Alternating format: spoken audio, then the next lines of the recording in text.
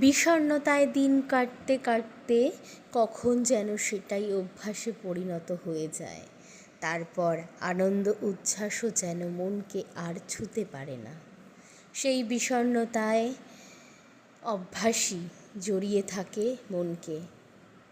সত্য তিক্ততা মিথ্যা মধুর থেকে অনেক শ্রেয়। অনেক অভিজ্ঞতায় মনের জানা এটা। তোমারই জন্যে ছিলেম এতকাল একরকম বাধ্য, আজ বাধ্য নই, অবাধ্য বটে, তা তোমারই কারণে। তোমার কারণেই উদ্দাম উচ্ছৃঙ্খলতার আধার পড়েছে মনে। বিচারকের আসনে আজ তুমিই আছো, আর কাঠগড়ায় আছে মন। তোমারই জন্যে ছিলেম এতকাল একরকম বাধ্য। কলমে পিয়ালি গাঙ্গুলি বিশ্বাস, কণ্ঠে পিয়ালি গাঙ্গুলি বিশ্বাস।